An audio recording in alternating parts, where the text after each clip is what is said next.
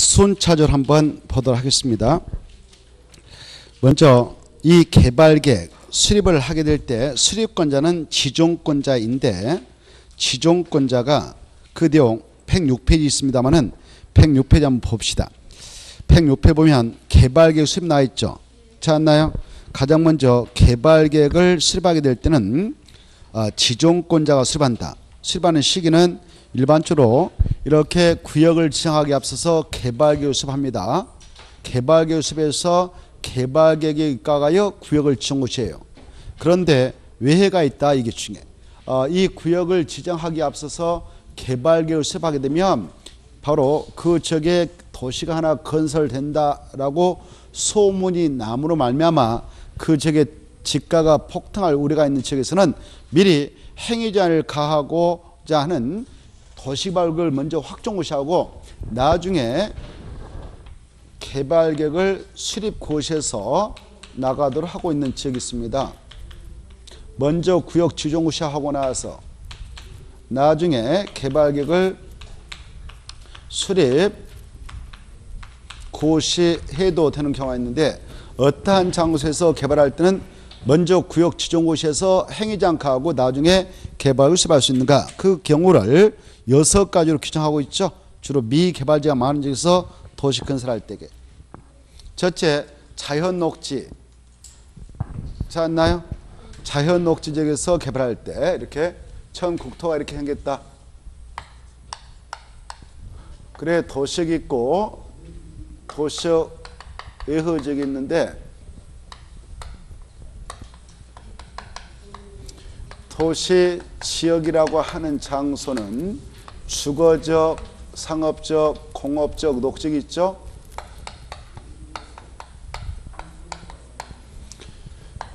여기 봐봐요. 일반적으로 개발계획 수립에서 그 계획에 따른 사업장을 딱 정오시하고 시행자 등록해서 사업을 진행한 것이 일반적이에요. 주로 어디서 개발할 때 그러냐, 땅값이 이미 오를 대로 올라가지고 더 이상 투기바람이 일어날 가능성이 없는 지역, 여기 주거지역에서 개발한다든가 상업지역에서 개발한다든가 공업지역에서 개발할 때는 이런 절차로 진행해. 알겠죠? 일반적으로. 근데 아직 땅값이 헐값인 장소, 바로 여기 녹지죠. 녹지역은 아직 땅값이 헐값이에요. 근데 갑자기 도시를 조금만 건설한다더라 그러면 땅값이 폭등할까 아니면 그대로 있을까요? 폭등하죠. 투기꾼들이 먼저 질러 넣는단 말이에요. 그래서 여기서는 그런 부작용을 소지가 있기 때문에 먼저 사업장을 확정해버려요. 사업장 확정해버리면 개발계획을 수립하기 전에 미리 확정해버린단 말이에요. 그러면 투기꾼들은 더 이상 여기에 접근하지 않습니다. 왜? 이 확정된 사업장 안에 있는 땅들은 수용 방식을 정해서 사업할 때는 결국 수용당하고 보상받고 나가니까 말이죠. 거래가 잘 안 될 것이고, 인근에 있는 땅들 어때요? 땅 주이면 그대로 가지고 있어도 땅값 올라가니까 굳이 팔 필요 없겠죠. 그래서 투기꾼들은 거의 이제 여기서는 그 작업을 하지 않고 다 퇴출되죠. 이렇게 할 필요가 있다 그럴 때는 이렇게 먼저 구역을 지정해버려요. 그런 장소는 어디서 개발할 때 그러냐, 이 녹지역인 자연녹지역에서 개발한다든가 생산녹지역에서 개발할 때, 그리고 도시역 여허지역에서 개발할 때 이렇게. 도시역 여허지라는 것은 여기 보전, 생산, 계획관적, 그리고 농림적, 자연 보전을 말하죠.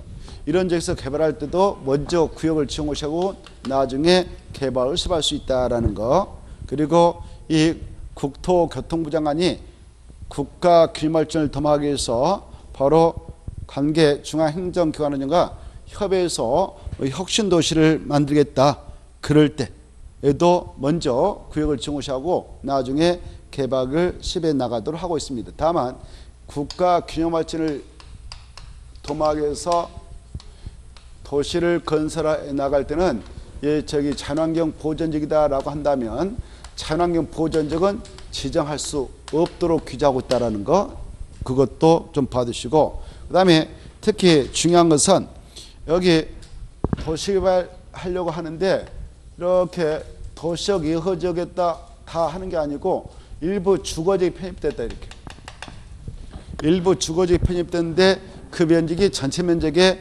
얼마 이하일 때는 먼저 구역 지정하고 나중에 개발 수립해서 알려줄 텐가 30 이하 100분의 30. 그 수치가 중요해요. 보고 계신가요? 지금 몇 번을 하고 있냐? 106페이지 가로 2번. 가로 2번 별표 보고 있죠? 별표를 지금 보고 있는데 별표는 어마어마하게 중요한 거예요. 도시발굴을 정한 후에 개발구역을 수립할 수 있는 경우 지금 바로 1번, 2번, 3번, 4번, 5번까지 말씀드렸어요. 그래 5번이 특히 중요해요. 5번 별표 5개 쳐버려. 수치가 중요해요. 100분의 얼마 이하?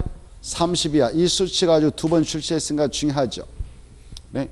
주거적, 상업적, 공업적이 그 합해서 또 아무튼 도시발굴 전체 면적 대비 100분의 얼마 이하 포함돼서 개발할 때도 그러냐? 30. 그리고 개발계획 공모할 때도 그렇다 이렇게 봐주시고 2번 개발계획을 공모할 때 응모할 수 있는 기간은 90일 보장해야 된다 봐두시고 이때 응모자 중에 바로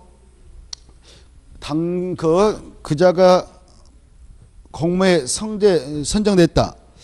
선정된 자가 바로 도시개발 사업을 시행할 수 있는 능력이 있다. 그러면 지정권자는 그 자를 시행자로 지정할 수도 있다는 거. 3번 아까 했던 거 개발계획 수립 시 무슨 방식으로 시행해 나갈 때는 토지 소유 동의를 받을 수 있는가? 환제 방식 중에 환제 방식 동그라미 치고 그때 얼마의 동의를 받아야 하는가? 면적 3분의 2와 총수 2분의 3. 그리고 가로 2번 지정권자가 환제 방식을 가지고 개발 수행할 때 시행자가 누구 있다면 이런 동의 받을 필요 없는가? 국가 지방자치단체 꼭 알으시고 이 국가 지방자치단체를 행정청이 시행을 하죠. 이때 행정청이 시행자가 사업을 했다. 사업 시행 후 그 가격 총액이 사업 시행 전의 가격 총액보다 줄어들면 그 차익에 상당한 돈을 주는데 그 돈 이름이 뭐다고요?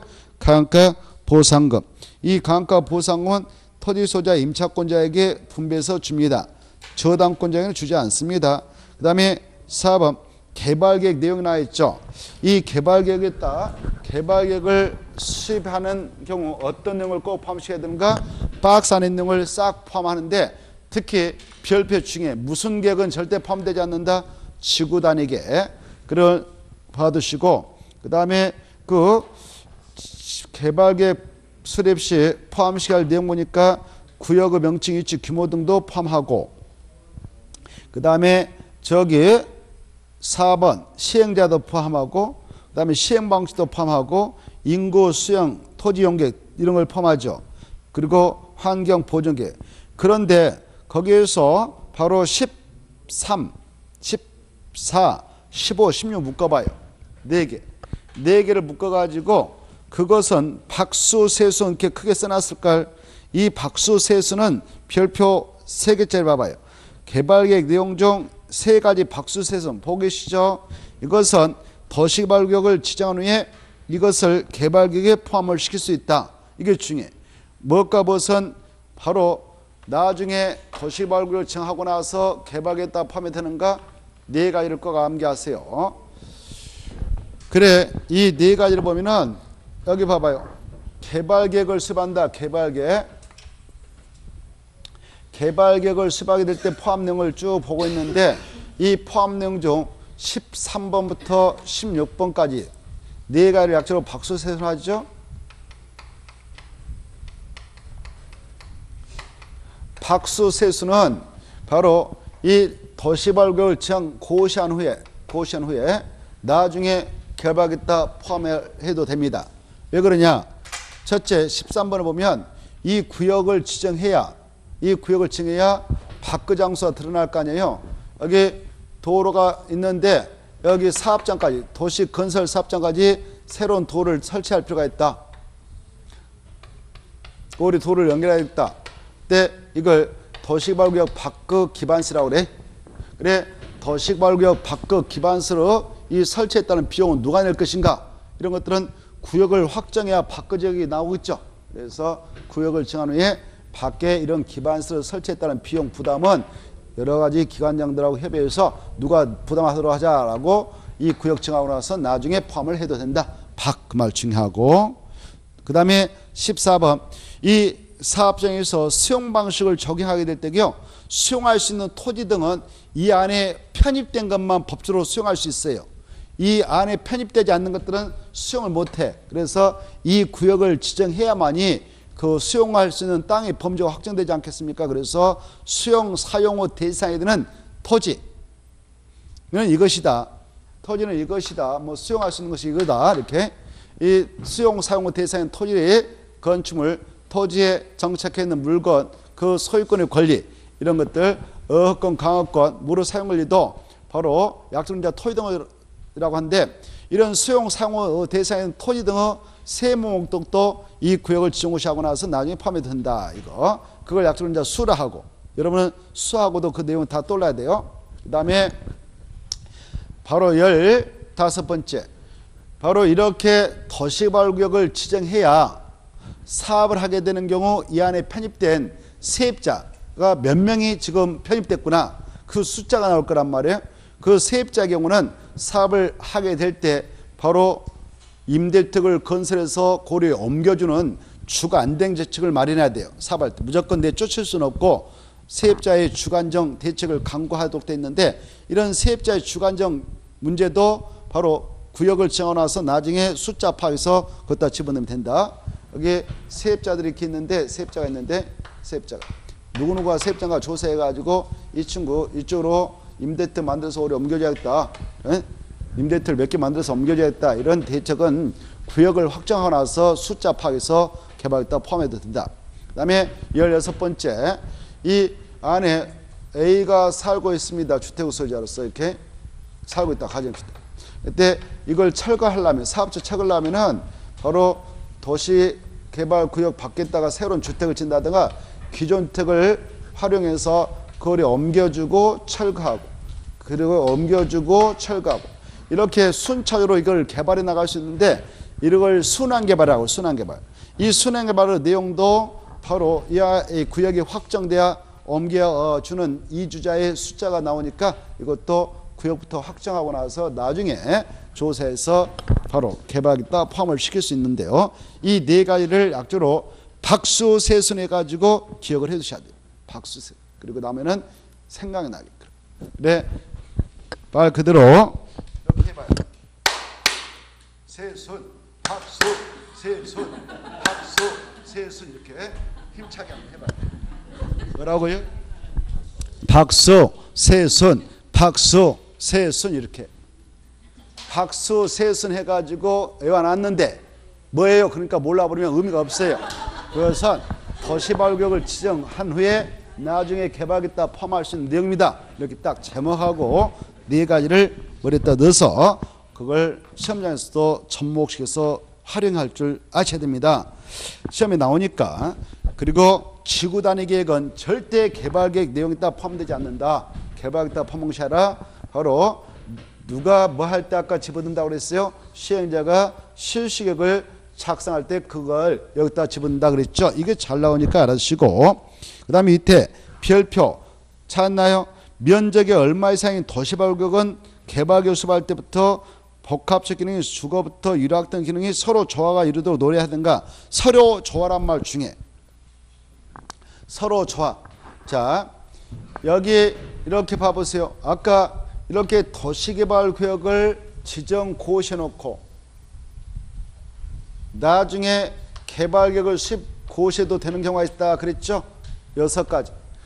이것도 잘 나와요. 알겠죠? 어떠한 장소에서 또 어떤 사유로 개발할 때는 먼저 구역 지정고시하고 나중에 개발 수립할 수 있는 것 아까 6가지를 아셔야 돼요. 자연 녹지에서 생산 녹지에서 개발한다든가 도시적 예후적인 보생 농자에서 개발한다. 아까 있죠? 그거 시험에 나오니까 잘 아셔야 돼요. 왼쪽에 아까 그거 왼쪽에 6가지 있었죠? 자, 그렇게 이렇게 도시개발구역을 지정고시해놨는데 여기 봐봐. 고시해놨는데 이 면적이 330만이다. 얼마 이상이다고요? 330만 정도 이상. 이렇게 330만 정도 이상인 큰 도시를 만들 때는 주로 도시 안에 있는 지역에서 할까 비도시에서 할까 주로 비도시에서 이렇게 크게 찍어가지고 신도시 만드는 거예요. 알겠죠? 그래서 일반적으로 330만 정도 이상이면 먼저 구역부터 지정해놔요. 뭐부터? 구역부터 지정고시해놓고 나중에 개발계획을 일반적으로 수립해요. 이때 개발계획을 수립하게 될 때에 바로 이 개발계획 딱 수립 고시하면 고시한 개발계획 동안 그 도시가 건설되거든. 이 계획이 어마어마하게 중요해요. 이렇게. 그래서 야 이 개발 수립할 때 그 면적이 330만 제곱미터 이상이면 바로 이 도시를 이렇게 건설하게 될 때 여기는 주거기를 배치한다, 여기는 교육기를 배치한다, 여기는 완충 녹지 넣고, 그리고 여기는 생산 기능, 여기는 유통 기능 배치한다, 여기는 유락기능 배치한다. 이런 기능의 배치문제를 개발 개수할 때 확정 고시해 주는데, 이걸 주거 기능을 여기다 배치하고 뭐 교육 기능, 그다음에 생산 기능, 유통 기능, 유락 기능을 이렇게 배치해서 이 도시를 건설하면 이 계획대로 그 도시가 건설되기 때문에 여기에서는 주택만 쫙 건축해요. 주택, 단독, 연립, 아파트. 교육 기능이 배치되면 여기는 초, 중, 고 이런 것들이 건축될 것이고, 생산 시설 건축되고, 유통 시설, 물류센터 창고가 건축되고, 유락설인 뭐 유흥주점, 무도장, 무당, 카지노스 이런 것들이 여기 건축될 수 있단 말이에요. 이렇게 나름대로 서로 조화로운 도시가 되도록 철저하게 바로 연구해서 그 기능을 배치하면서 계획을 수립하도록 하는 면적이 있는데, 면적이 얼마 이상인 도시를 건설할 때 이렇게 철저하게 이걸 수립할 때 노력을 해서 해야 하든가, 바로 330만 제곱미터 이상이다. 그것도 이 여러 가지 기능이 복합적이 나오는데 서로 뭐가 되도록 해야 된다고 생각할까요? 서로 조화가 이루어지도록 해야 한다. 서로 조화로운 도시가 되도록 해야 한다. 이 면적이 중요해요. 그 면적이 얼마 이상인 장소를 대상으로 해서 개발 교섭하고 변경할 때는 서로 조화로운 도시가 되도록 해야 하는가? 330만 제곱미터 이상. 그래서 우리 법서는요, 여기 봐봐요. 야, 이렇게 지정고시 해놓고 바로 그 면적이 330만 제곱미터 이상이면 이거 하루아침 만들기 쉽지 않다. 연구해야 되니까. 그래서 야, 5년 이내만 해줘라. 이렇게 하고 5년. 이 구역을 증오시하고 나서 몇 년에 개발계획을 쓸 것이라고요? 5년. 만약 5년에 개발계획을 쓸 것이 하자면 5년이 됐나 담달에 이 구역은 해제를 간주해버려. 그런데 만약 330만 제곱미터 미만이다. 이 사업장이 여기 들어봐요. 330만 제곱미터 미만으로 이렇게 지정된 사업장이다. 이게 그러면 이 구역을 증오시해놓고 늦어도 몇 년에 이 개발계획을 수립해서 고시를 해 주속됐냐면은 맞춰보세요. 이제 여러분 혹시 아십니까? 그렇지 않으면 이 구역은 해지돼 버린다. 2년. 시간 없으니까 여러분한테 뭐 지금 이제 알면 돼. 330만 제곱미터 미만인 구역으로 증오시했다면 몇 년에 이 개발계획을 쓸 것이어야 된다고? 2년. 330만 제곱미터 이상이면 몇 년? 5년. 이 기간 내에 이 개발계획을 쓰고 고셔야 돼. 그렇지 않으면 이 구역은 자동 해제가 간주됩니다. 알겠죠? 자, 다시 한번 바로 면적이 얼마 이상인 구역에 대하여 개발계획을 수립할 때는 여러 가지 기능이 복합적이니 서로 조화가 이루도록 해야 할 의무가 있는가? 330만 제곱미터 이상. 그래서 그 구역이 330만 제곱미터 이상으로 지정고시 되면 바로 개발계획을 몇 년에 수립 고시하면 되는가? 5년. 그렇지 않으면 5년이 된 날 다음날에 그 구역은 해제되는 본다. 이렇게 알겠죠? 자, 그 내용은 바로 앞에 있다 나오니까 그 어디에 나오냐면은 한 장만 넘어가면 나와요. 한 장만 넘어가면 나오는데 그 108페이지 있거든요. 108페이지 보고 계세요? 108페이지 보면 도시발구역 해제 간주구역 나와 있죠? 저 거기 보면 2번 도시발구역 정한 후에 개발 수립하는 경우에 있어서 동그란 1번 330만 제곱미터 미만으로 도시발구역 정고시했는데 몇 년이 될 때까지 개발을 쓸 것이라고 그랬어? 2년. 그렇지 않으면 2년이 된 날 다음날에 그 구역은 해제된다고 그랬죠? 다만 그 면적이 330만 제곱미터 있으면 몇 년까지 봐준다고 그랬어요? 5년. 알겠죠? 자, 그리고 그 이왕에 번지면 해제 간주기죠. 1번부터 볼까? 1번. 1번 봐봐요. 해제 간주기죠. 여기 봐봐요. 이 개발계획을 수립해가지고 일반적으로 개발계획을 만들어가지고 개발계획을 수립해가지고 이 구역을 딱 증오시해요. 개발계획을 딱 수립해가지고 개발계획을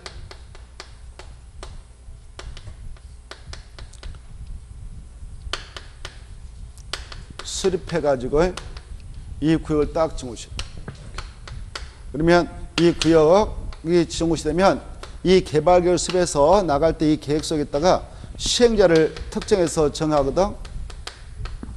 개발계획을 수립할 때 반드시 뭘 정한다고요? 시행자. 시행자를 정해서 딱 집어넣어. 아까 봤잖아요. 앞에 봐봐요. 앞에 보면은 107페이지.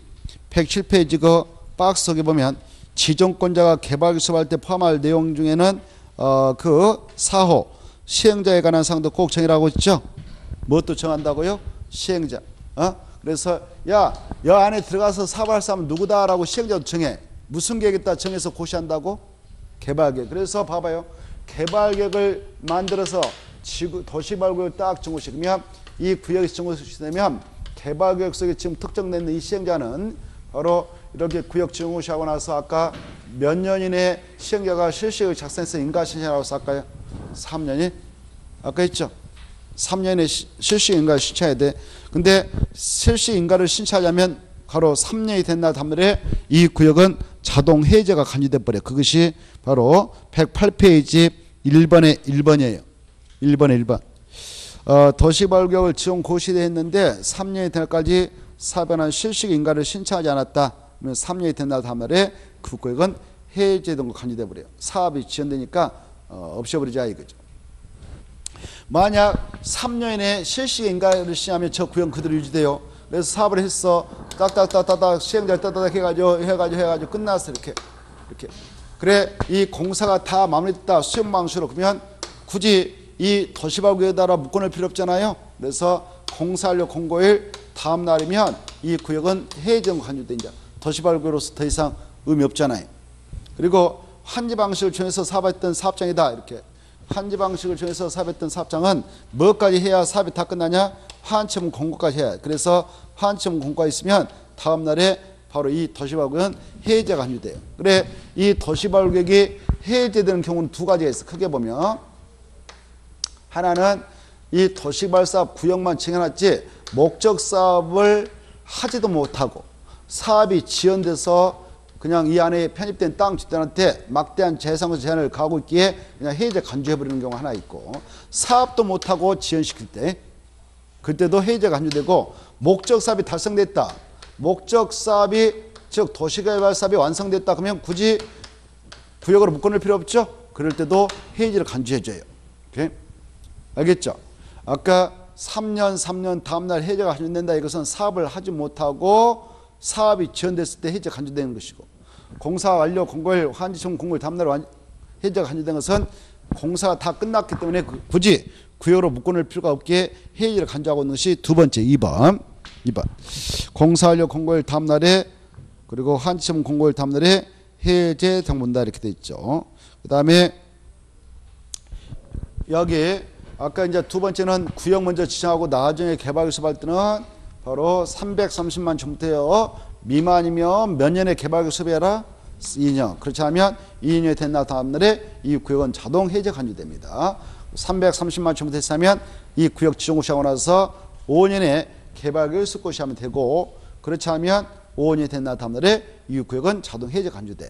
이때 이 기간 내에 이 개발계획 수고시하면 이 개발계획 속에 지금 시행자가 특정돼서 고시되는데, 이 시행자는 이 고시에 읽고 나서 이렇게 해서 실시계획을 작성해서 인가시행하는데, 그 면적이 330만 정부터 미만이면 3년에 인가시행하면 이 구역은 유지되고, 그렇지 않으면 3년이 된 날 다음날에 해제가 한유돼. 근데 그 면적이 330만 정부터 이상이다 그러면 5년 이내만 신청하면 돼요.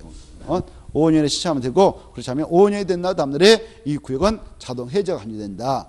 기간 내에 신청했다면 이 구역은 유지돼서 사업이 진행해가지고 끝났다 그러면 역시 환지분 공고일 다음날에, 또 수용 방식은 공사일 공고일 다음날에 이 구역은 해제가 간주됩니다. 이 해제 간주되는 사유들을 좀 잘 수치 좀 봐두실 필요가 있어. 수치를 기억할 때에 이것도 어려우니까, 기억이 어려우니까 이렇게 그 첫 번째 1번에 1번 봐봐. 1번은 바로 3년 다음 날 도시발구역은 해제 의무다 이렇게 돼 있잖아요. 이때 3년과 3년 사이 여기다 네모쳐 실시계 인가.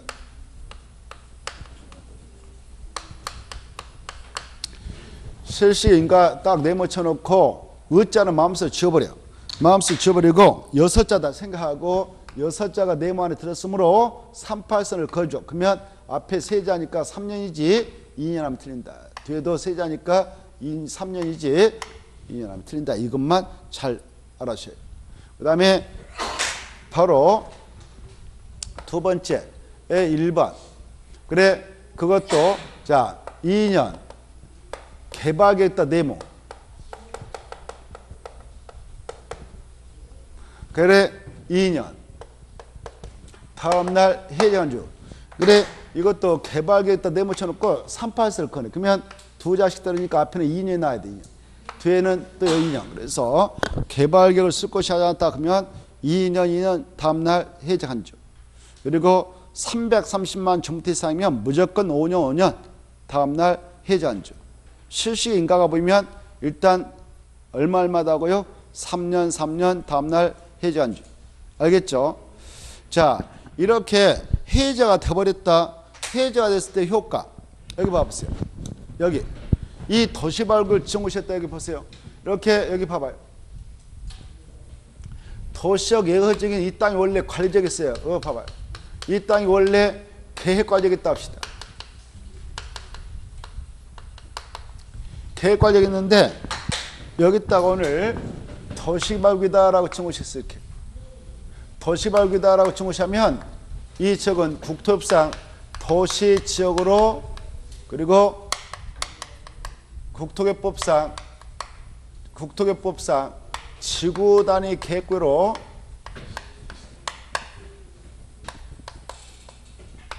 결정 고시된 걸로 간주되죠. 우리가 했어 안 했어 이거?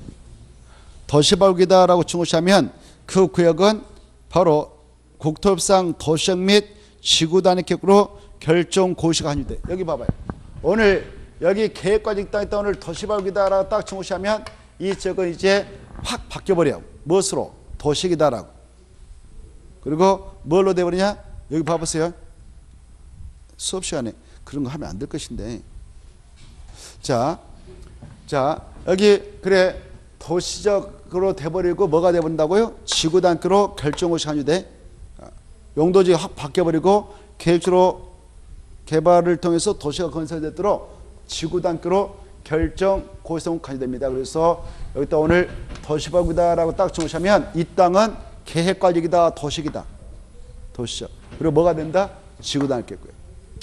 이랬던 장소인데 사업도 하지도 못하고 3년 다음날 2년 다음날 5년 다음날 이 구역이 해이돼 버렸다. 해이되면 옛날 모습 그대로 있어요? 아니면 사라졌어요? 옛날 모습 그대로 있겠죠.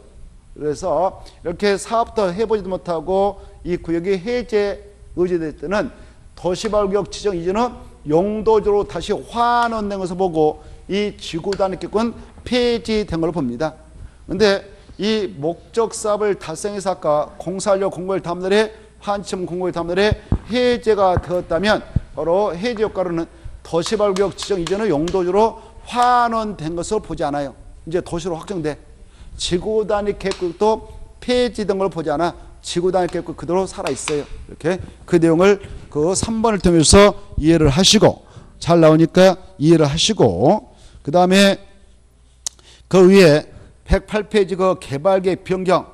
이 개발계획은 지정권자가 고시하지만 자기가 직접 필요하면 마지막 변경할 수도 있어요. 직접 변경할 수도 있고 다른 부서의 장관을 중앙장이라는데 중앙장 요청했다든가 대도시장의 시장, 이 현장을 찾아보는 시장으로서 구청장, 그리고 시행자가 변경 요청을 하면은 받아서 변경을 해줄 수 있다. 기준은 누가 정한가요? 두 번째, 작성 기준, 개발계획 작성 기준 방법은 국장. 잘 나와요. 개발계획 있다 줄 거 봐. 세 번째, 개발계획. 이 개발계획은 여기 봐보세요. 개발계획이라는 것은 도시 군관리계획에 해당하지 않을까요? 도시 군 관리계획 일종이에요. 그래서 우리가 도시군가로 결정하는 내용 용용용 기사집 생각나요? 그래서 도시개발 사업에 관한 계획도 무슨 계획 일종이다고? 도시군관 일종이죠. 그래서 지금 이 장소에서 도시군관 일종인 개발을 수립하고자 하는데 이 지역에 이미 광역 계획권이 지정된 장소에서 광역 도시계획 수립되어 있는 지역이라든가 또 도시군 기본계획이 수립되어 있는 그런 도시다. 그럴 때는 이 관리계획은 이 계획보다 훨씬 하위 계획이니까 상위 계획에 들어맞도록 해야 한다는 것. 그것이 세 번째 선입니다. 개발계획은 무슨 계획 일종이다고? 도시군관 일종이니까 개발계획을 수립하려면 개발 등이 해당 상위기에 들어맞도록 해라. 이런 거 읽어두시고 다시 앞으로 가보시. 이제 앞으로 가셔서 바로 이 조금 전에 도시개발구이다라고 중고시하면 법적으로 어떤 효과가 있냐? 104표 봐봐요. 104표를 보시면 3번이 있죠. 도시개발구역 중고시된 경우 해당 도시개발구역은 국토협상 뭐가 된다? 도시적 및 지구단위 계획으로 결정되어 고시 등으로 간주된다 이렇게 나와있죠. 3번에 찾았나요? 이거 잘 나오니까 잘 이해하세요. 아까 했죠. 104페이지 3번 104페이지 3번 도시개발구역이 지정고시된 경우 해당 도시개발구역은 국토협상 뭐가 된다? 도시적 및 지구단위계로 결정 고시본다. 다만 도시적 예외지역에 지정된 지구단위 계획 취락지로 지정된 지역에 도시개발구역이 지정고시된 경우 그 도시개발구역은 도시역이 되는 것도 아니고 지구단위 결정 고시성을 보지도 않는다. 예도 있습니다. 자, 그 다음에 이제 우리가 이걸 보려고요. 자, 아까 이런 거 다 했죠. 이거 했어요. 자, 이거 이제 도시개발구역 지정권자, 그 다음에 지정요청자, 그 다음에 지정제한자. 이걸 한번 비교해서 그 내용이 102페이지 103페이지 나오잖아요. 보고 계셔요? 102페이지 제일 밑에 손 이미 다 알고 계시지만, 자 102페이지 제일 밑에 도시개발구역 지정권자 보이죠? 그 다음에 요청자 보이죠? 오른쪽에 동그라미 1번 도시개발구역 지정제한자 보이죠? 이걸 딱 포인트 잡아서 핵심 용어를 딱딱 찍어놔요. 지정권자는 누구고 지정요청자는 누구고 그 다음에 바로 지정제한자는 누군가, 이렇게 딱딱 비교를 해 두시기 바랍니다. 그게 이제 짝지가 잘 돼 있어야 돼. 그래야 아주 문제를 풀 때 슉슉 풀리는 거죠.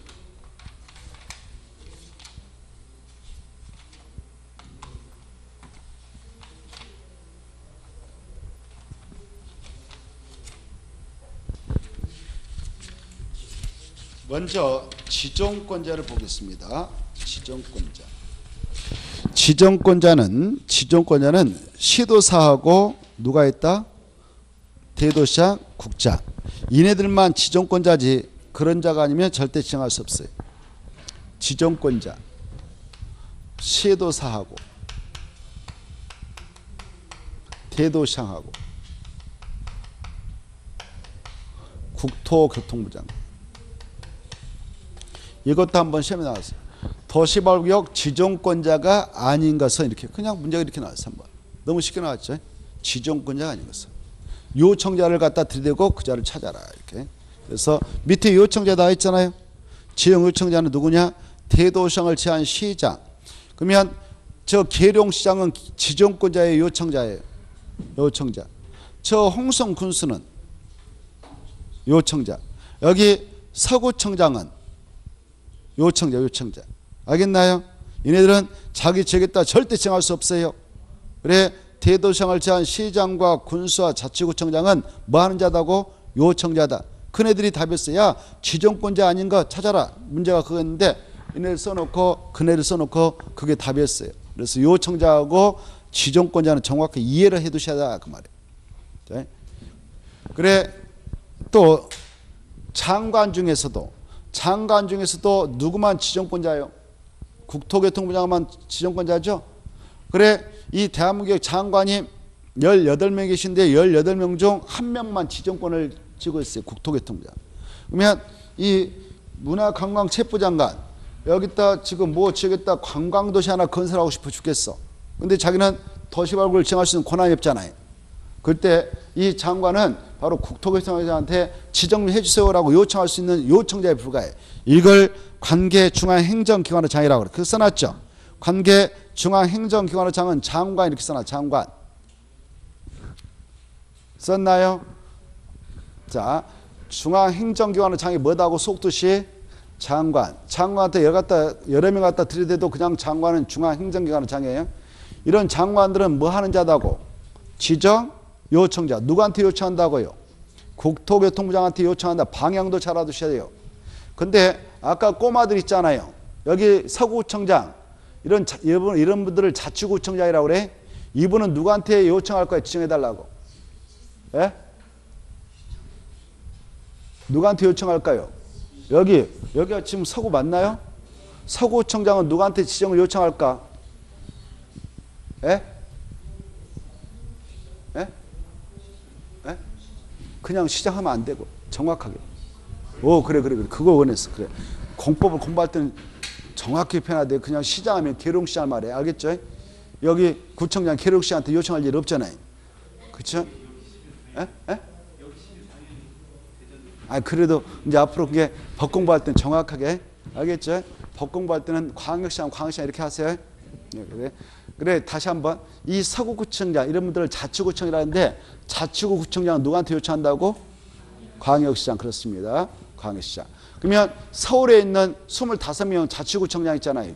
뭐 노원구 구청, 노원에 저 변두리에 도시발 사업을 하고자 노원 구청장이 지정을 할 수 없고 지정을 요청하려고 그래. 그때 그 서울에 있는 자치구청장은 누구한테 요청할까요?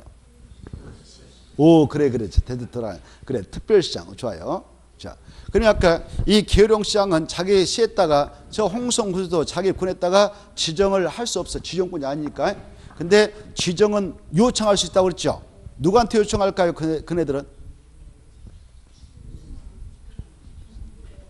오, 좋아요. 충남도사. 정확히 말해서. 이제 그게. 그래서, 이 지정을 요청하는 자, 아까, 이 자치구청장은 광역시에 있다면 광역시한테 하고, 특별시에 있다면 특별시한테 요청한다. 근데 팔도대에 있는 대도시 아닌 시장과 군수는 자기 시에다가 군에다가 지정을 요청할 때 도지사한테 한다. 이걸 정확하게 아셔야 돼요. 국장한테 하는 거 아니다. 이게 중요해. 국장한테 하는 게 아니라 누구한테 한다고? 방향을 거기 써놨습니다만은 잘 아셔야 돼요.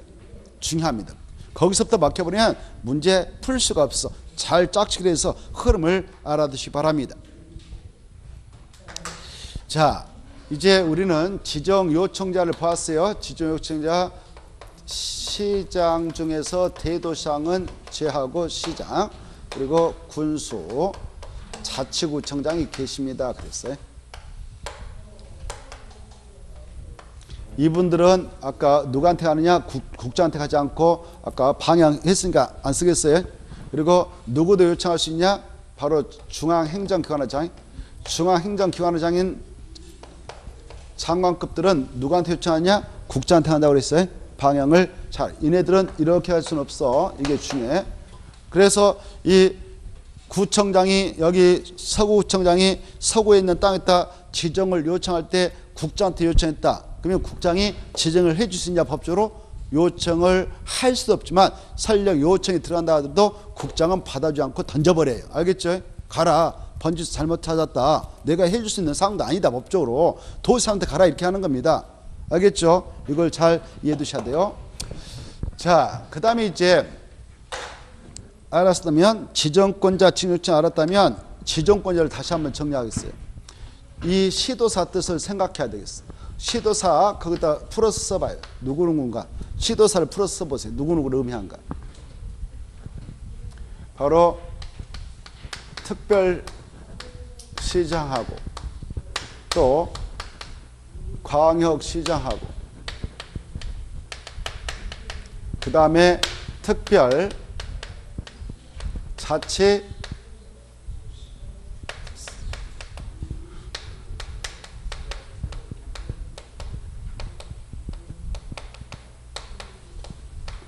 우리가 시도사면 광역자치단체장 5명을 생각했죠. 이렇게 특별시장, 광역시장, 특별자치장, 특별자도사, 도지사 이렇게 했잖아요. 근데 이것은 국토개법에서 이렇게 했던 것이고 도시개발법에서 하나는 빠져요. 누구 빠지냐? 특별자치장은 절대 안 나온다. 그래서 여기서 시도사라는 것은 특별자치장을 뺀다. 도시개발법에서는 그렇다. 법에서 그렇게 약속하고 있어. 도시개발법에서. 누구는 뺀다고요? 특별자치장.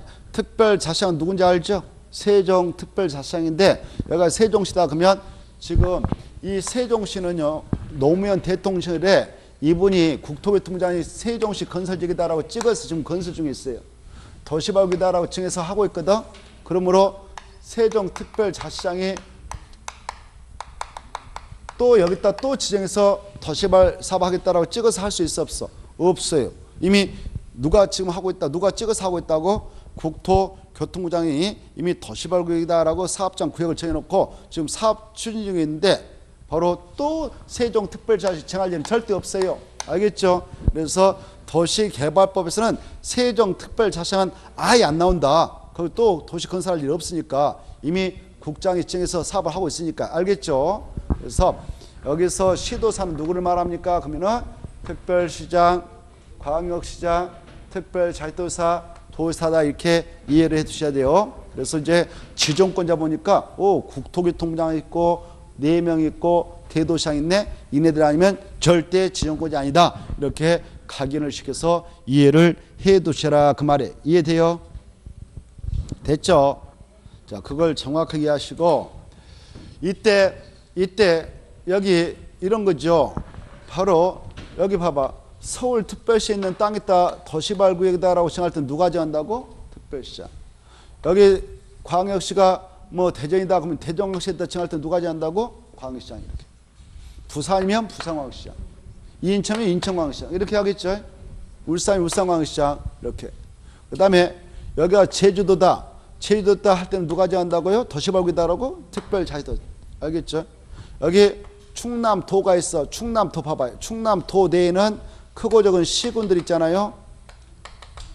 천안시도 있고 아산시도 있고 뭐 홍성군도 있고 이렇게 있는데 계룡시도 있고 근데 여기 충남에서도 천안시만 대도시네. 알죠? 65만. 그래서 여기가 천안이다 그러면 천안 대도시니까 대도시장인 천안시장이 직접 정하면 돼요.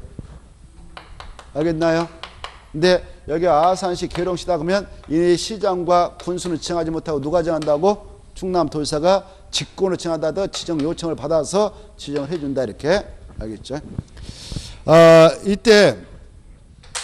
이때 지정을 하려는 장소가 자기 관할이면 그네들 딱 다 단도로 지정해서 추진하는데 이런 경우도 없지 않아 있잖아요. 봐보세요. 여기가 천안시 땅 대도시. 대도시장이 자기가 직접 정할 수도 있다고 그랬잖아요. 근데 여기는 충청남도 땅인 바로 뭐 아산시다. 홍성군이다. 근데 여기다 이렇게 지정하려고 그래. 여기다만 지정할 때는 대도시장인 천안시장이 지정하면 되는데 이렇게 지정하려고 하는데 이렇게.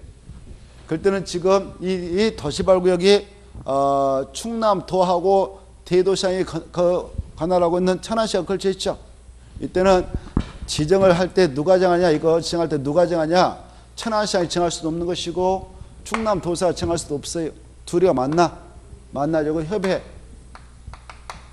야 가위바위보 해가지고 진 사람이 정해서 사업하자. 그래서 협의해서 지정할 자를 정한다 그래. 알겠나요? 근데 협의가 이루어지지 않았어. 협의가 이루어졌다면 좋은데 바로 협의가 이루어져가지고 내가 하려니까 너 양보해라. 알았습니다. 딱 해서 도지사가 정해서 할 수도 있는데 근데 협의가 이루어지지 않으면 어떻게 할까요? 자, 여러분이 답을 줘봐. 협의가 이루어지지 않았어. 그때는 이 구역을 누가 지정할까? 1. 둘이 협의가 이루어지지 않으면 국토교통부 장관이 지정할 자를 지정해주면 그 자가 정한다. 2. 국토교통부 장관이 직접 도시개발구역을 정해버린다. 몇 번일까? 그렇죠. 2번. 국토교통부 장관이 직접 정해버린다. 그래서 그런 경우까지 합해서 총 국토교통부 장관이 정할 수 있는 경우는 5개가 있다. 이렇게 써놔. 자, 국장에다 줄 것이고 국장에다 국토교통부 장관 있잖아요.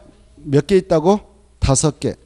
자, 5개가 있는데 5개 썼나요? 그거 104페이지 참조 이렇게 써놔. 104페이지. 104페이지. 그래서 104페이지를 가서 보면 그게 나오지 않겠습니까? 찾았나요? 4페이지 104페이지 엄청 중요표 4번. 그게 함재 나오네. 그게 도시개발구역을 국토교통부에 지정할 수 있는 경우가 몇 가지 있다고? 5가지. 어마어마하게 중요해. 그건 이해를 하고 머리에다 넣어버려야 돼. 복사. 1번, 2번, 3번, 4번, 5번 복사. 이렇게 복사하고 있나요? 자, 첫째, 아까 4번부터 보겠어. 시도사 대도시 간에 지정할 자에 대해서 협의가 이루어지지 않았다. 아까 그것이 그거 알겠죠? 그때는 국토교통부장이 직접 지정한다. 구역을. 하나. 그 다음에 두 번째 2번 먼저 보겠어. 중앙행정기관청이 요청할 때 요청. 누가 요청할 때? 중앙행정기관청. 아까 했죠. 그 다음에 자 1번 보겠어. 국가가 도시발사할 때. 국가에다 체크. 국가가 도시발사를 할 필요가 있다. 그러면 나라를 책임지는 국장이 하겠죠. 지정하겠죠. 그 다음에 바로 세 번째를 잘 봐두셔야 돼요. 세 번째 보면 바로 공공기관의 장과 그때 공공기관 6명 토수는 같이 써놨죠. 그 다음에 정부 출연은 2명 써놨죠. 얘네들이 지정을 마지막에 제한한다. 그때 얼마 이상으로 30만 국가격가. 그럴 때는 바로 국장한테 직접 제안해서 국장이 지정을 해줄 수가 있다. 그 다음에 이때 공공기관은 지방사는 들어가요 안 들어가요? 지방사는 안 들어간다. 밑에 손 너무너무 중요해. 손 이제 금방 손들을 잘 봐두셔야 돼. 손 밑에 별표까지 엄청 중요하거든. 그래 지방사장은 국장한테 지정을 제한할 수 있다 없다? 없고 관할 특도 시장 군수구청장한테 지정을 제한할 수 있다 이겁니다. 이거 아주 중요해. 그 다음에 밑에 국장한테 도시발격을 지정 제한할 수 있는 자는 공공기관인 토수농 관천매하고 정부 출연한 2명이 바로 국장한테 직접 지정을 제한할 수 있다. 그럴 때는 국장이 지정을 제한받아서 지정을 해준다. 그 다음 밑에 도시발사업이 필요하다고 인정하는 지역이 둘 이상의 시도 대도시에 걸칠 때는 관계장이 협의해서 지정할 제를 정하는데 협의가 성립되지 않으면 국장이 지정할 제를 정한 것이 아니라 직접 구역 정한다.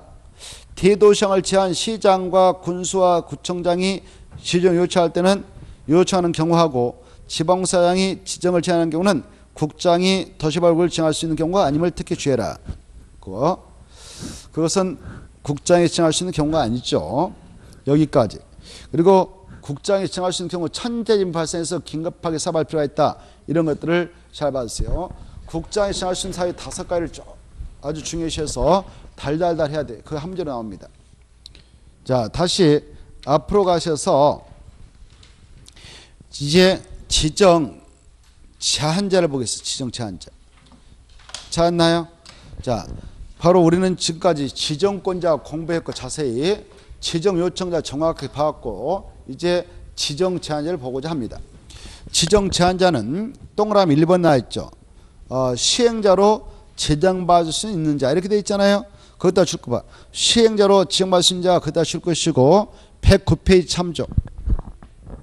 거기다 써놔. 아까 했어 우리가. 몇 페이지 있다고? 109페이지. 아까 이거 했잖아요. 자 여기 봐봐요.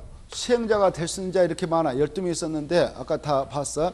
109페이지에서 이렇게 여기 봐봐요. 공공사업 시행자도 있었고 민간사업 시행자도 있었고 공동출자보험도 있었는데 이 시행자가 될 수 있는 자격자가 지정 제한자에 나와요. 여기 봐봐요. 지정 제한자는 누가 될 수 있다고요? 시행자가 될 수 있는 자격자. 이 12명 중 근데 지정 제한자가 아닌 자가 있어. 3명. 그거 써놨어. 국가, 지방자치단체, 조합은 제한자에 포함된다, 제된다? 제된다. 그게 중요해. 여기 봐보세요. 이제 이 시행자가 될 수 있는 자격자들은 도시발격 좀 지정해 주세요라고 제안서를 낼 수 있는데 그러나 이자는 제된다. 제한자가 아니다. 국가, 지방자치단체, 조합. 약조로 국지조 이렇게 암기해. 국지조. 뭐라고 암기한다고? 국지조는 지정 제한자가 아니다. 2번 나왔어. 2번. 그래 왜 그러면 국가, 지방자치단체, 조합은 제한자가 아니냐? 여기 봐봐요. 국가는 굳이 지정 제한서 낼 필요 없어. 지정해 주세요라고 제한서 만들어서 낼 필요 없어요. 국가라고 하는 것은 봐보세요. 국가는 도시발사업을 할 필요가 있다. 그러면 국장이 직접 지정해서 추진하면 되지 지정 제한할 필요 없다고 그랬어. 그리고 지방자치단체라고 하는 것은 얘네들이요.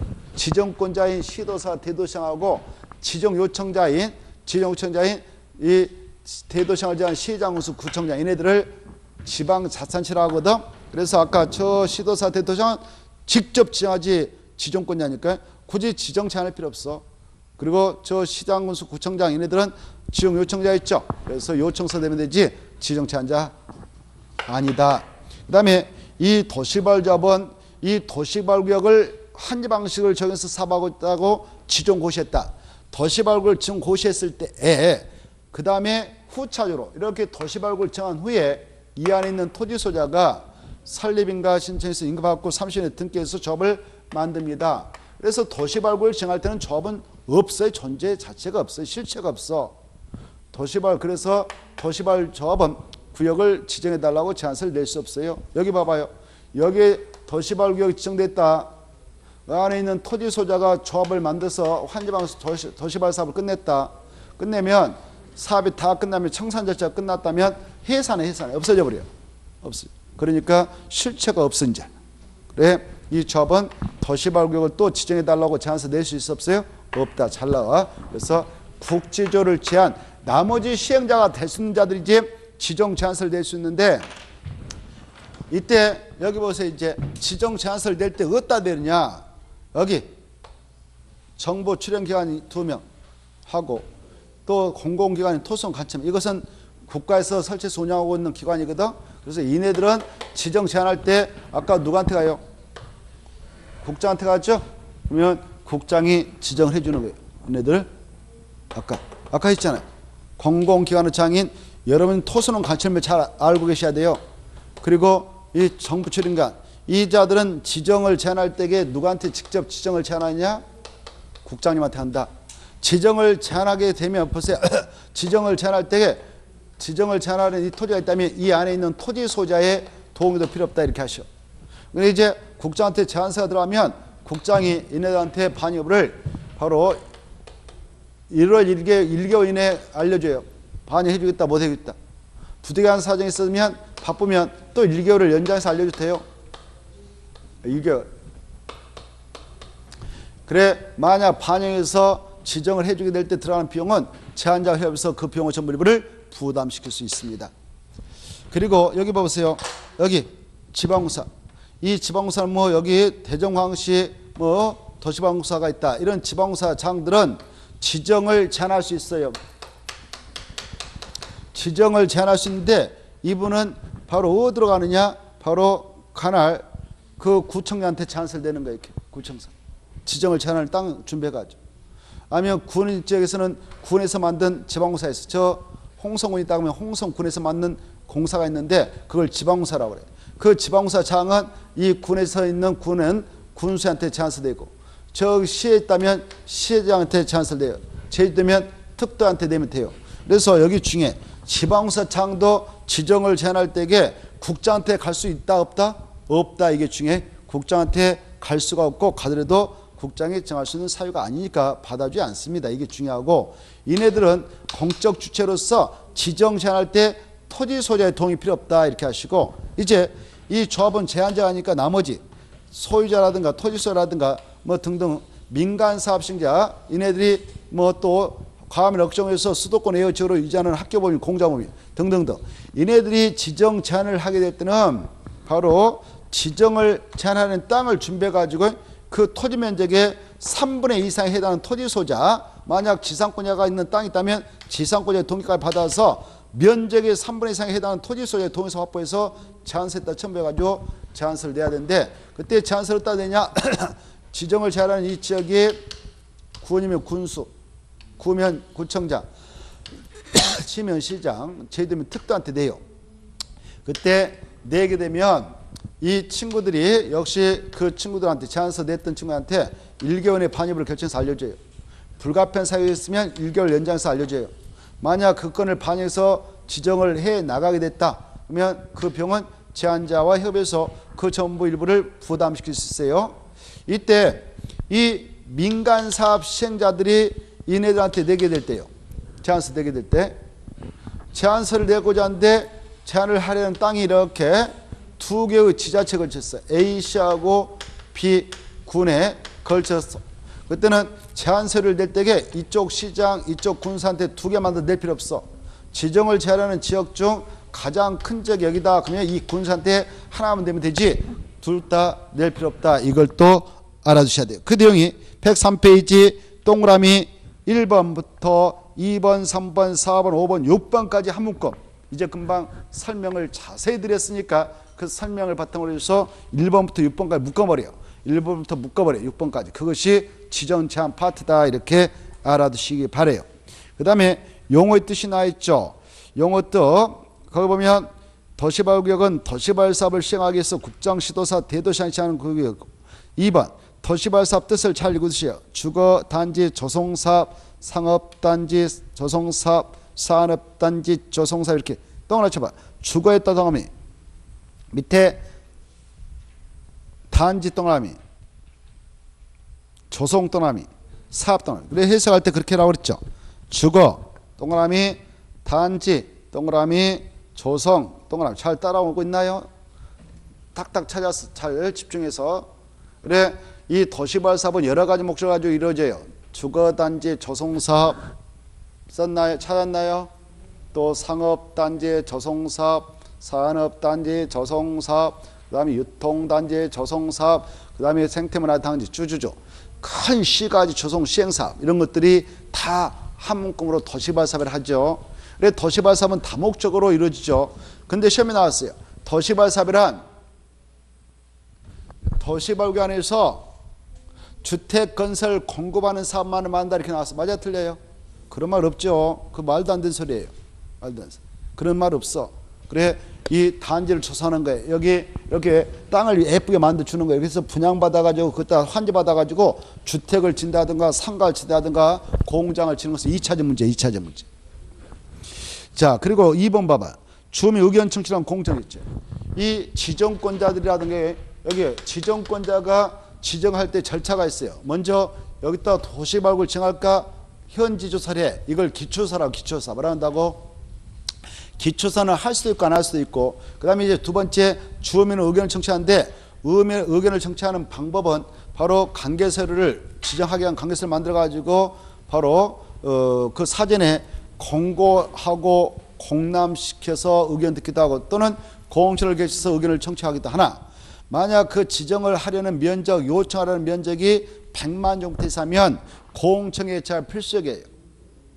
얼마 이상이면 공청회를 반드시 개최해서 주민 의견 듣게 되느냐 100만 이상 이 숫자 알아주세요. 얼마 이상이면 100만. 공람기간 만료 후에 공청회를 꼭 개최해야 되는 면적이 얼마 이상일 때 그렇다? 100만.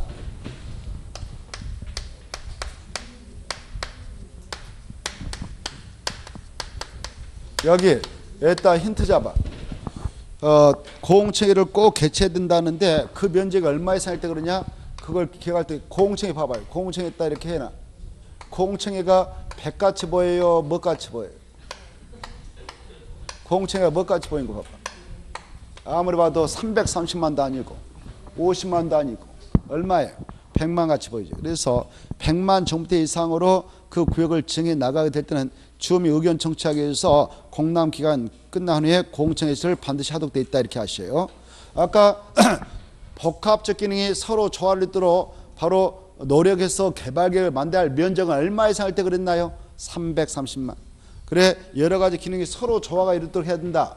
아까 서로 조화가 이루는 도시가 되도록 하기 위해서는 얼마 이상 할 때는 의무적이겠는가? 330만. 알겠죠? 엄청 중요해. 330만 정도 이상이면 서로 조화로운 도시가 되도록 개발계획 수립가 있다. 서로 조화. 여러 가지 기능, 복합적 기능이 서로 조화가 있도록 노력하면서 개발계획 만들어야 할 면적은 얼마 이상일 때냐? 330만 정도 이상이다. 이거하고 헷갈려서는 안 돼요. 알겠죠? 330만 이상. 여기 봐봐. 서로 조화란 말. 그러면 뭐가 떠올라야 된다고? 330만. 서로 조화가 나면 뭐예요? 330만. 아주 중요한데. 그래 서로 조화를 한 10번 해봐. 10번 서로 조화 그러면 좋아져. 그래서 정말 좋아져. 그때 상대방 서로 좋아하는 임을 만나면 자연스럽게 하트가 들어야 되지 않겠어요? 서로 좋아 하트. 그래 임을 만났는데 멍 때리고 있다 그러면 정말 감정 전달 안 된 거 아니야. 그래 야 자기야 이렇게. 이게 뭐같이 보여? 상같이 보이죠? 330만 정도 이상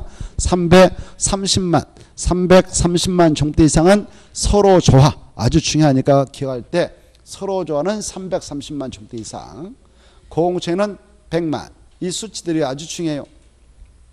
그리고 이 주민 의견 청취하기 위해서 그 관계서를 2개 이상 일간시민과 시군 구청에서 운영하는 인터넷 홈페이지에다 사전에 공고하고 그 다음에 바로 그 공람식에서 의견 듣게 되는데요. 이때 공고할 때 그 면적이 얼마 미만이면 일간시민에다 공고할 필요 없고 그냥 지자체에서 발행 공고에다 공고된가? 10만. 이것도 2번 나왔으니까 좀 받으세요. 넘어가시고 그 지정권자는 관계행정기관과 협의해서 지정할 때 면적이 100만 제곱미터 이상이거나 개발계획이 국가계획을 포함하고 있거나 국가계획과 관련되면 국장과 협의도 해야 되구나. 이렇게 국장하고 협의한다. 승인받아야 한다. 협의. 넘어가시고 저기 오른쪽 넘으셔서 105페이지 105페이지 보면은 바로 도시발구역 지정규모 나오잖아요. 5번 6번 잘 받으셔요. 자 이렇게 여기 봐봐요. 여기 주거지역에 지금 개발이 안 된 그 논밭이 있어. 여기 봐봐요. 주거지역에 지금 개발되지 않은 논밭이 있어가지고 이걸 예쁘게 개발해서 주거단지로 조성해서 공부하려고 그래. 개발해가지고. 그때 이 땅 면적이 얼마 이상 있어야 도시발구역이다라고 칭해서 개발할 수 있냐? 1만 있어야 돼. 1만. 얼마요? 1만. 여기 주거지역인데 그 땅 면적이 한 이렇게 1000제곱미터밖에 안 돼. 1000제곱미터라는 것은 평수로 한 사람이 약 300평. 이걸 가지고 무슨 도시를 조그맣게 쾌적하게 조성한다고 여기다 도시발구역 지정하고 난리치면 되겠어 안 되겠어? 행정력 동원해가지고 막 국장이 나오고 해서 도지사가 나와서 난리쳤는데 콩반에 이거 하나만 한 거 아니에요. 장난친 것도 아니고 행정력 얼마나 남는데 알겠죠? 아무리 적어도 얼마 이상은 찍어가지고 추진해라. 1만. 이 수치가 아주 중요해요. 이상이에요, 미만이에요? 이상. 알아두셔야 돼요. 수치. 이건 기본이에요, 기본. 그래, 기억에 주거 지역에다가 도시 이렇게 개발하려고 지정할 때는 최소 얼마 이상 있어야 된다고? 1만. 1만은 보통 우리 운동장 크기 정도 생각하면 돼. 100m가 1만 좀 되거든요. 알겠죠? 그 정도는 있어야 된다. 그 말이에요. 콩말에 하려면 하지 말라 이렇게 하고 있습니다. 여기 주거지역에 아직 개발이 안 된 땅인데 개발할 수 있는 땅이 있건만 그것이 한 5,000제곱미터밖에 안 된다. 이건 지정 못하는 거예요. 얘네들도. 지정 못해. 이해돼요? 네. 얼마 이상을 있어야 한다? 1만. 상업적에도요. 바로 상업단지 조성할 때 지정함에 있어서 최소 얼마 있어야 하냐? 1만. 공업적은요. 바로 산업단지, 유통단지 조성사업을 하기 위해서 할 건데 공장 같은 거 건축하려고 개발합니다. 주로. 그리고 물류센터 창고 개발에 들어갈 수 있도록 하기 위해서 땅을 밀고자 개발하거든. 그때 공장의 규모가 크니까 3만 이상은 돼야 된다 이 말이에요. 3만. 얼마요? 3만. 자연녹지, 생산녹지는 1만 생태만 하든지 조성할 때. 근데 여기 이제 도시업화권 새로운 신시가지를 크게 조성해서 하나의 신도시를 만들자 이거 아닙니까? 그러려면 하나의 쾌적한 도시를 건설할 때는 30만이 딱 좋다 이렇게 보는 거예요. 30만. 얼마요? 30만. 그래서 도시역 예거지역은 최소가 30만. 알았어. 30만. 근데 이것만 하려고 그래. 이 도시역의 주거, 상업, 공업지역에서 아파트가 바닥나 버렸어. 또 건설 공부할 수 있는 땅도 바닥났어. 근데 주택량이 심화됐어. 그래서 도시역으로부터 약간 가까운 데는 땅을 밀어가지고 아파트하고 열택을 지으려고 그래. 그때 아파트, 옆택 건설 계획을 포함해서 개발할 때는 야 도시역 근교 큰 땅 없을 수가 있어. 그래서 야 10만만 있어도 괜찮아. 이렇게 하고 있어요. 이 수치를 아세요. 현 건설 계획을 포함해서 정할 때는 얼마만 있으면 되느냐? 10만. 다만 초등학교 문제가 해결되고 4차선 이상의 도로 연결성이 확보됐을 때만 허용하겠다. 이걸 꼭 알아두시기 바랍니다. 도시역박공 원칙 30만 예해 바로 10만. 근데 이 도시에 있는 땅 중에 어느 지역은 개발 못하냐? 바로 이 공적이고 계획적인 사업인 도시개발 사업을 통해서 자연 녹지, 생산 녹지가 하는 개발을 허용하지만 보조 녹지는 절대 손 못 댄다 법적으로. 이게 중요해요. 그래서 도시발굴 거기다는 지정할 수 없다 이렇게 알았어요. 무슨 지역 안 된다고요? 자연 녹지 지역은 되고 생산 녹지는 됩니다. 근데 무슨 지역 안 된다고요? 보조 녹지 지정할 수 있다 없다? 없다. 그 다음에 6번을 좀 이해할 필요가 있는데요. 6번 이런 거예요. 자, 여기 봐봐요. 이 주거지역에 여기가 주거지역이 합시다. 여기가 주거적인 땅인데 여기 개발할 수 있는 땅이 여기는 한 7천밖에 안 돼요. 7천 정도. 그렇다고 해서 여기다 도시발굴 정할 수 있어 없어요? 없죠. 얼마 이상은 아까 돼야 된다고 그랬어? 1만. 없네. 안 돼. 근데 개발을 해야 되겠어요? 근데 보니까 여기도 좀 있긴 있네. 개발할 수 있는 땅이. 3천. 아니면 뭐 4천. 이렇게. 각각으로 보면 1만이 안 돼서 개발을 못하지만 보니까 하바니까 1만 되죠? 근데 서로 떨어져 있는 이 땅을 묶어서 1만 이상이면 바로 여기다 도시발굴이다라고 정할 수 있다는 거. 그 내용이 6번에 나와요. 6번. 도시발굴 정보자는 서로 떨어져 있는 두 개의 지역을 엮어서 결합해서 하나의 도시발굴을 정할 수 있다 없다? 있다 중에. 그리고 또 이런 경우도 있지 않겠습니까? 여기 봐봐요. 여기 이렇게 개발하신 땅이 크게 있어. 그래서 10만으로 딱 지정했는데 이걸 10만을 동시에 두고 단지 정산을 하니까 좀 그래 벅차. 그래서 1 사업생 주고 올해 좀 개발하고 2 사업생 주고 내년 하고 이렇게 할 필요가 있어. 그때 분할해서 나갈 수가 있는데 이 도시발격을 분할해서 하나하나의 사업생주로 쪼개서 사업을 추진하려고 한다. 그때는 분할된 주구별로 최소한도 1마 이상은 돼야 된다. 이렇게 하셔요. 얼마요? 1마. 거기 써놨죠. 자, 그거 받으시고 그 다음에 7번에 이런 거예요. 7번은 이 지금 개발을 하려고 하는데 이 여기요. 자연녹지, 생산녹지, 도시적 여지역을 전제해가지고 여기서 개발하고 싶은데 이 저기 지금 토지 용객에 바로 광역 도시의 도시군계분기 수립되어 있잖아. 정책계획서가. 이렇게 이 두 가지 계획이 아직 수립되어 있지 않는 그런 상태일 때는 이 지역에 편입되어 있는 땅 중 제한적으로 개발에 허용되고 있는 땅이 자연녹지하고 개발 계획관리적인데요. 이 두 가지 지역에만 지정해서 사발할 수 있도록 규제한다는 거. 그 내용이 바로 7번에 2번에 나와요. 자생 도시적 여지역에 두 가지 계획이 아직 수립되어 있지 않는 지역일 때는 구역 정할 때 무슨 적에 대해서만 정할 수 있냐? 계획관리하고 자연녹지만 정할 수 있다. 이거 받으셔요. 나머지 통과하고.